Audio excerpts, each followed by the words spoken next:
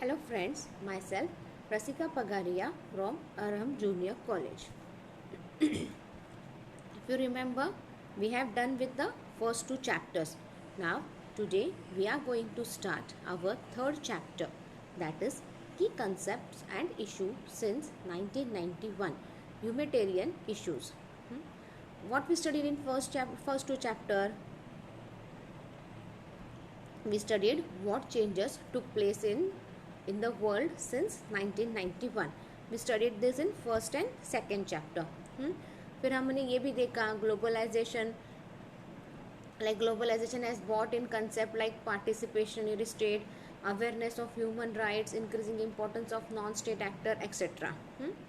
Now, in this chapter, we are going to look today humanitarian issues like environment, perspective of poverty, and development policies and approach towards gender have become important. In this chapter, we are going to look at the issues and try to understand how India has dealt with them. See poverty आज भी India में एक बहुत बड़ा issue है, right? आज भी poverty कम हुई है क्या अपने देश में से? नहीं, आज भी पॉवर्टी एक बहुत बड़ा इशू है. Second issue is like pollution and all, right?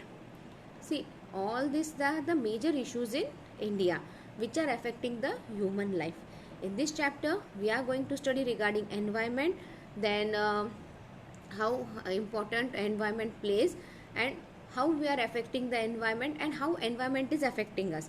All we are going to see in this chapter. So, first is like the environment and sustainability. What is environment? See, the air, water, plants, animals, we are surrounded by all these things, right? This is nothing but an environment.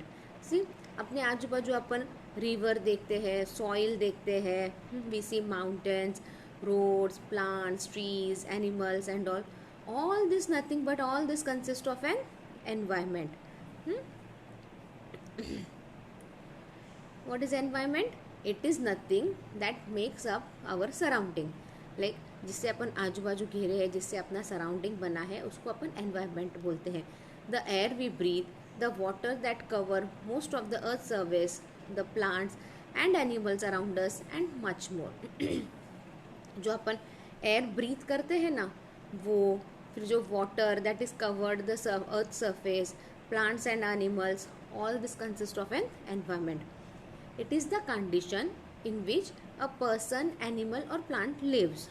Environment क्या है? ये condition है जिसमें plants, animals, person like we human beings and all live. The natural environment consist of all living and non living things occupying naturally. अब ये environment किससे बना है? एनवायरनमेंट में क्या क्या है? Living things as well as non living things, right? All this consist of an environment.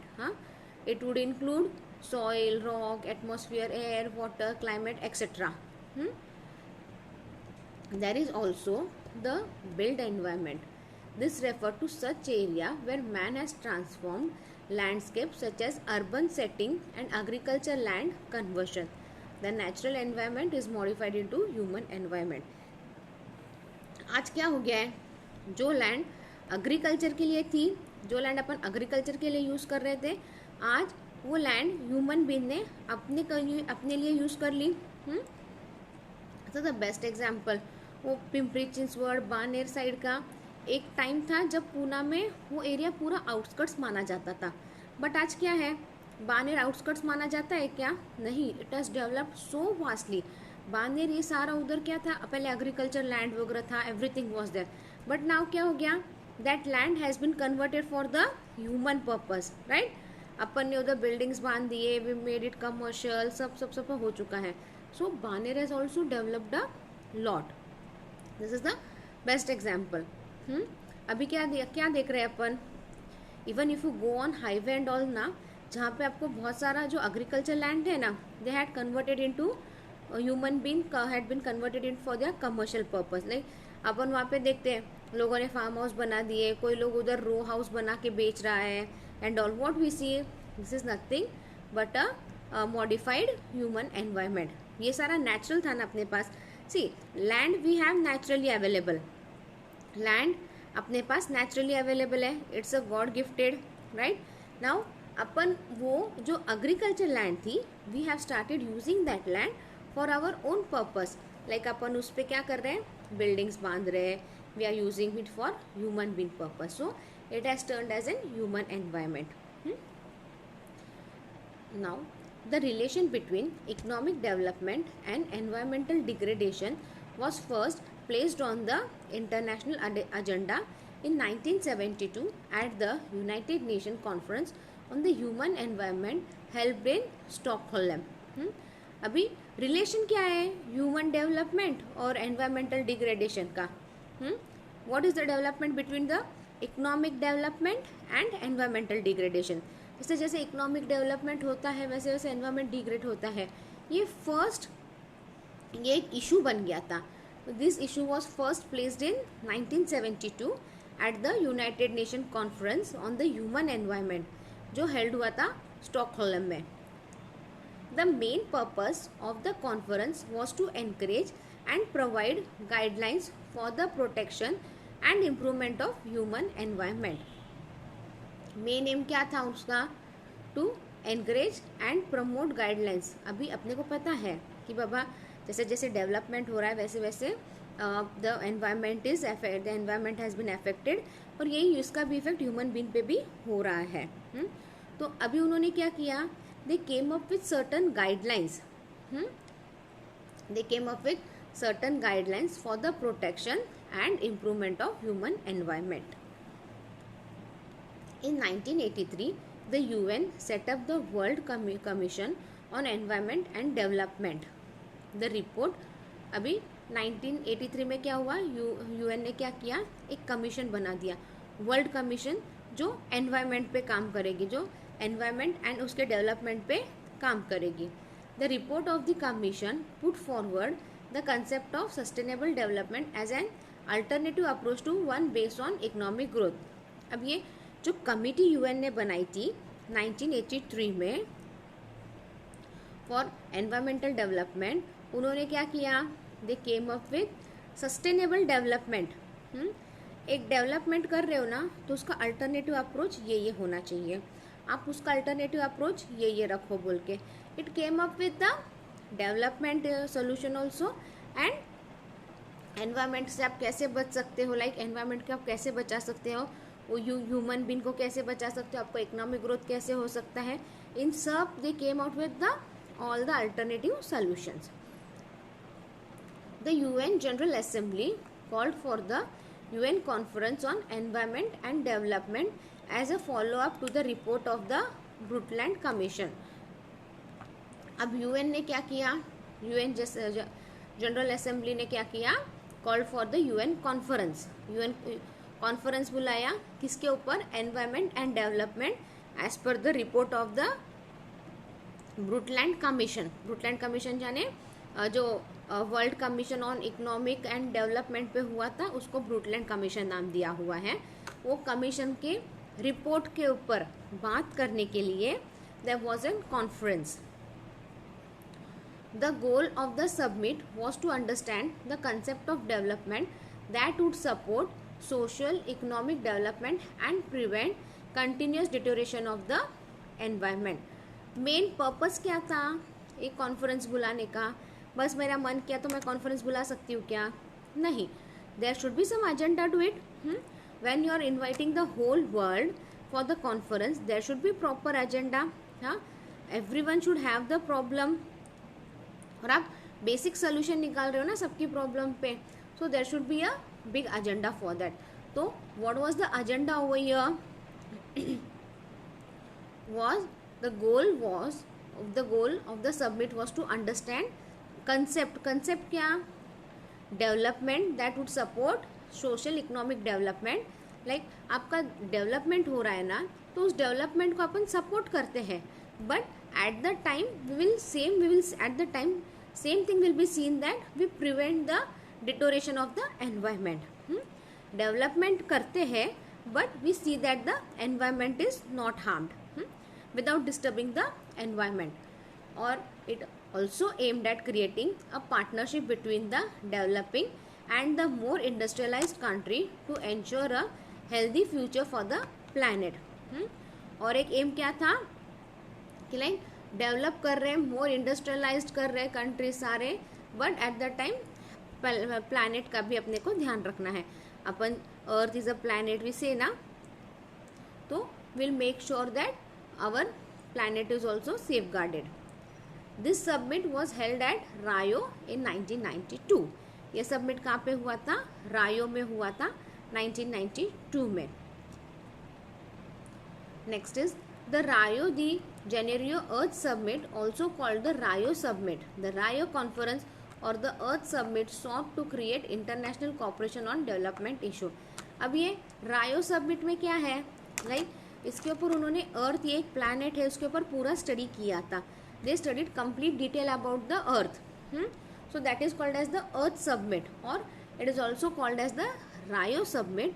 और उसका जब वो सारा स्टडी होने का जो कॉन्फ्रेंस बुलाया था 1992 में, that conference is also known as the Rio conference और अर्थ सबमिट. तो क्यों बुलाया, क्यों किया था वो? To create international cooperation on the development issue. हर देश के अपने अपने डेवलपमेंट इशू हैं, उसके ऊपर अपन सारा बात करेंगे. विल मेक श्योर कि everything is in proper corporation. It tried to raise public awareness on the need to integrate environment and development. अब ये क्या हुआ लोगों के बीच में? they tried to make public awareness on the need of the environment development. आज अपने को अपना environment बचाना है और environment को और अच्छे से develop करना है. अब even apart from economic growth, we are supposed to look after the environment also.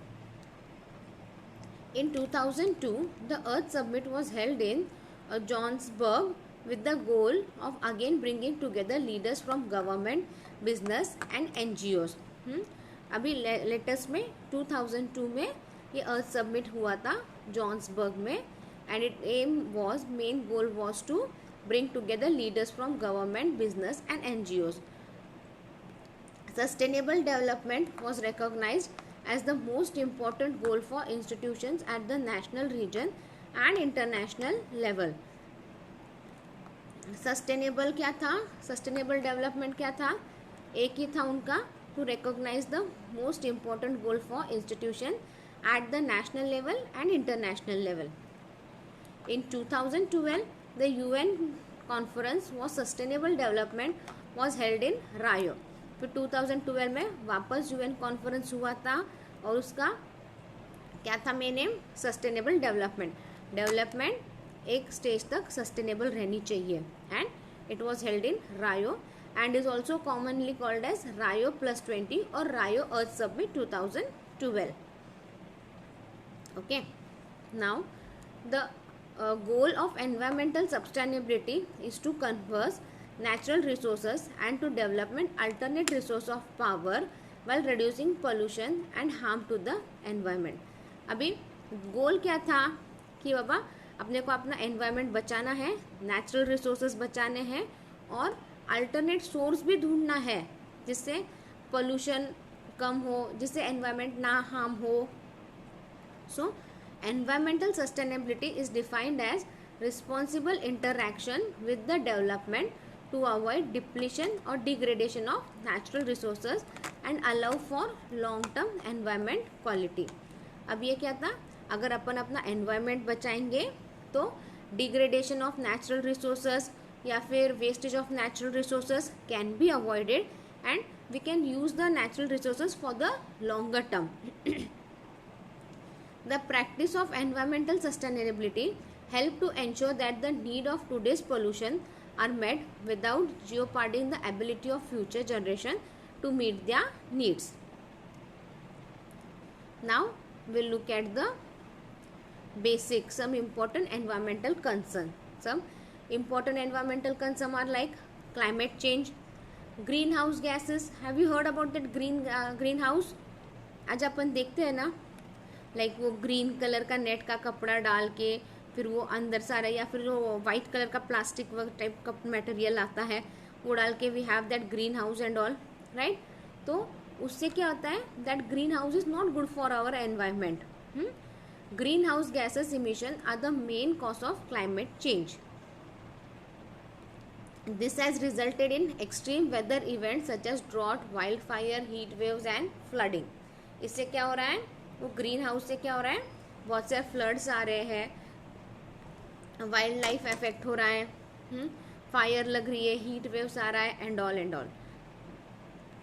Now next is the pollution. Pollution today we are looking. आज अपन बाहर भी जाओ तो कितना पोल्यूशन है. Air pollution and climate change are closely linked, but obviously आज अब बारिश कम हो रही है, किधर किधर बहुत ज़्यादा हो रही है. क्यों ऐसे हो रहा है? हाँ, सी जब वो मॉनसून विंड्स आते हैं, इट स्टार्ट्स फ्रॉम केरला, फिर वो सारा महाराष्ट्र इस तरफ आते आते it goes to Delhi and all. But आज क्या हुआ है, आज महाराष्ट्र ये साइड में सब बारिश है क्या? गोवा साइड में इस तरफ बारिश नहीं है, बट आसाम साइड में जो अपन नॉर्थ साइड बोलते हैं अपना, आसाम, बिहार, ये सारा साइड है ना, इधर क्या हो रहा है, बाढ़ आ रही है. एंड इतनी बुरी तरह से लोगों का हाल है ना वहाँ पे, लाइक कंप्लीटली उनके घर डूब चुके हैं. एंड दे आर सेइंग कि government is also not helping. I don't know, news में तो ऐसे बता रहे. अब कितना सच है कितना झूठे, that government and the people knows that. But क्या हुआ आज जहाँ पे ये टाइम पे महाराष्ट्र, ये कर्नाटक, इन सब साइड को इतनी बारिश मिलती है. लाइक अपने को बारिश जून, जुलाई, अगस्त तक चलते रहता है. आज हो रहा है क्या ऐसे? हाँ, आज जुलाई ख़त्म होने आ गया, कल से अगस्त लग जाएगा, राइट? कल 1 अगस्त चालू हो जाएगा. क्या है, बारिश है अपने यहाँ पे? नो, अपने यहाँ पे 50% भी बारिश नहीं हुआ है अब तक. Why this so? This is due to pollution, right? Air pollution and climate change are closely linked. Greenhouse gas emission that are warming the planet are also created smoky condition in major cities that endangers public health. So best example Delhi में क्या हुआ था अभी कुछ महीने पहले ही, इतना pollution बढ़ गया था, इतना पोल्यूशन का लेवल हाई हो गया था कि people were finding difficult to breathe, right? लोगों को सांस लेने में भी तकलीफ हो रही थी, इतना पोल्यूशन बढ़ गया था. Now it has reduced to some extent thanks to the government who took certain measurement, and even public, normal local public ने भी बहुत गवर्नमेंट को सपोर्ट किया. इसकी वजह से क्या हो गया कि बाबा थोड़ा सा पोल्यूशन कंट्रोल में आ गया. वरना दिल्ली का हालत क्या था, सुबह सुबह इतना फॉग, इतना स्मोकी रहता था कि people used to find difficult to breathe. वहाँ पे लोगों का सांस लेना भी मुश्किल हो गया था, लोगों को सांस की बीमारियाँ शुरू हो गई थी. This was nothing but a greenhouse gas emission that was warning to a planet, smoky conditions, all this endangered the human life. इससे क्या हो रहा है, जैसे जैसे पोल्यूशन बढ़ रहा है, सब हो रहा है, तो क्या हो रहा है, ह्यूमन हेल्थ इज अफेक्टिंग. आज कितने लोगों को डस्ट एलर्जी है, अस्थमा है, all this are common now. ये सब क्यों हो रहा है जल्दी, ये सब फटाफट लोगों को क्यों हो रही है बीमारियाँ? इवन छोटे छोटे बच्चों को अस्थमा रहता है. क्यों हो रहा है ये सब? This is due to all pollution. अपन ने एनवायरनमेंट को इफेक्ट कर रहे हैं, environment is affecting us, right? So pollution पे और बहुत कुछ है बोलने का, and it is a basic thing, even you all know about it. Now next would be the deforestation. Deforestation यानी आज अपन ने कितने फॉरेस्ट कट किए. क्यों कट किए? अपने फ़ायदे के लिए ना, अपने फ़ायदे के लिए अपन ने फॉरेस्ट सब कट किए. उधर अपन ने बिल्डिंग्स बनाना चालू कर दिया, सेल किया, खूब पैसा कमा लिया. बट एनवायरनमेंट को नुकसान पहुंचा के क्या मिला आपको तो कुछ नहीं मिला. बट इसकी वजह से सब लोगों को सफ़र करना पड़ेगा, right? So let's look. Forest are important as they observe carbon dioxide that would otherwise escape into the atmosphere and worsen global warming. Forest क्यों चाहिए? सी वी गेट ऑक्सीजन, अपन oxygen when we breathe we take in oxygen and we give out the carbon dioxide. ये carbon dioxide कौन observe करता है? Trees observe करते हैं ना. हाँ, अगर ट्रीज ही नहीं रहेंगे तो ये ऑब्जर्व कौन करेगा? इट वुड वो एटमॉस्फेयर में ऐसे ही रहेगा, and that is going to affect our health again. Cutting down of trees also threaten animal and woman who rely on health forest to sustain themselves. अपन फॉरेस्ट कट कर रहे हैं, but आज अपने को फॉरेस्ट से क्या मिलता है? We get rubber, jute and all. बहुत सी चीज़ अपने को फॉरेस्ट से मिलती है। हाँ, अगर फॉरेस्ट ही नहीं रहेंगे तो ये सब कहाँ से मिलेगा अपने को, कहीं से नहीं मिलेगा, राइट। तो फॉरेस्ट कट करना, अब फिर एनिमल्स क्या होंगे, see today we see tiger came in the village, right. बंदर वगैरह सारे आ रहे हैं सिटीज़ में, इधर उधर लोग छोटे छोटे गाँव में क्यों आ रहे हैं ये सब, क्योंकि अपन ने उनको डिस्टर्ब किया, अपन ने उनको रहने के लिए जगह ही नहीं छोड़ी है ना, अपन ने उनका घर नष्ट किया, वो आ रहे हैं अभी अपना घर नष्ट करने, राइट। सो ये क्या हो गया है, this is nothing but the deforestation. Now next is water scarcity. Water scarcity पे do I need to say anything, नहीं, एवरीवन नोज। आज पानी वेस्ट करना यानी नथिंग, पानी आज सोने के दाम जैसा हो गया है। As per the population increases and climate change causes more droughts, water scarcity is becoming more of an issue। Water scarcity क्या हो रहा है, आज एक बहुत बड़ा इशू बन रहा है। क्यों, क्योंकि पॉपुलेशन भी बढ़ रहा है और क्लाइमेट चेंज भी इतनी बुरी तरह से हो रहा है कि वाटर स्कैरसिटी हर जगह कॉमन हो चुका है। Access to clean safety clean drinking water is an important problem faced by the population today. आज क्या है, अपने को सबको पानी चाहिए, पानी भी साफ सुथरा चाहिए, ये सारे ना बेसिक प्रॉब्लम्स है आज टुडे पॉपुलेशन में, अपने बेसिक प्रॉब्लम है। The minister of environment forest and climate change is nodal agency in administrative system of the central government for planning, promotion, coordination and overseeing the implementation of Indian environment and forestry policy and program. India में क्या है, अपने पास environment minister है, forest minister है, climate change minister है, ये सारे क्या कर रहे हैं, देसी कि बाबा प्रॉपर अच्छे से प्लानिंग करूँ, प्रॉपर अच्छे से सब कुछ करूँ, ताकि क्या हो, ताकि क्यों करना है ये सब अपने को, so that we can come out with the solution of today's population and all, right? So this is nothing but a water scarcity. Last is loss of biodiversity. Loss of biodiversity threatens food security and population health. Climate change is also a major contribution to biodiversity. Biodiversity यानी अपने flowers, plants, vegetable, इन सबको आज खतरा ही है ना। आज अपने अपन देखते हैं, हाँ, if you look that bottle God इतना सा रहता है, इट्स सो स्मॉल, इतना छोटा रहता है, बट उसको क्या करते हैं, इंजेक्शन दे के इतना बड़ा बना देते हैं, बनाते हैं ना, रातों रात इतना बड़ा बना देते हैं, राइट। अपन कुछ देर महीने पहले ही लीची का आया था, लोनावला में हाईवे पे लीची क्या कर रहे हैं, इतनी फ्रेश दिखा रहे, बट व्हाट इज डूइंग, कच्चा लीची पूरा लाल कलर लगा के बेच रहा है। एक बार आप लेके चले जाओगे घर पे तो आप वापस लेके आओगे क्या, हाईवे बोलेंगे कौन जाएगा लोनावला इसके लिए, सोडून दे, टाकून दे, right. So what this is nothing but a loss of biodiversity. ये क्या है, आज फूड सिक्योरिटी को और हेल्थ को, अपने हेल्थ को क्या है, ये प्रॉब्लमेटिक है। Climate change is also major contributor to the biodiversity. Climate भी तो इतना ड्रास्टिकली चेंज हो रहा है, this is also one of the reason. The Ministry of Environment, Forest and Climate Change is the nodal agency in the administrative structure of the central government for planning, promoting, coordinating and overseeing the implementation of Indian Environment and Forestry and Program। अभी जो ये ministers है, like forest minister है, climate change minister है, this all are responsible for the implementing, planning of all about the environment and all. The primary concern of the ministry are implementation of policy and program relating to conservation of the country's natural resources, including its lake and river, its biodiversity, forest and wildlife, ensuring the welfare of animals and prevention of abundance of pollution।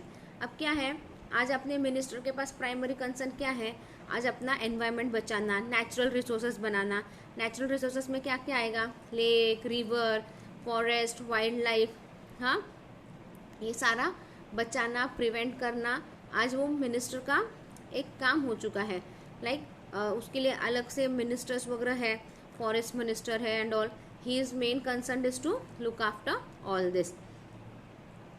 While implementing this policy and program, the minister is guided by the principle of sustainable development and enhancement of human well-being. जब ये सारे policy बनाते हैं minister, like forest कैसे बचाए, animals को कैसे सुरक्षित रखे, उस वक्त उनको ह्यूमन बीइंग का भी ध्यान रखना पड़ता है. लाइक एनिमल्स का भी अच्छा भला हो, even they have their own space, and even human beings are protected from dangerous animals like wild animals. So today we have seen the environment and sustainability. Second thing, some of the environment issues like climate change, pollution, deforestation, water scarcity and loss of biodiversity. In next lecture we will look about the poverty and development and how poverty and development took place in India. Thank you.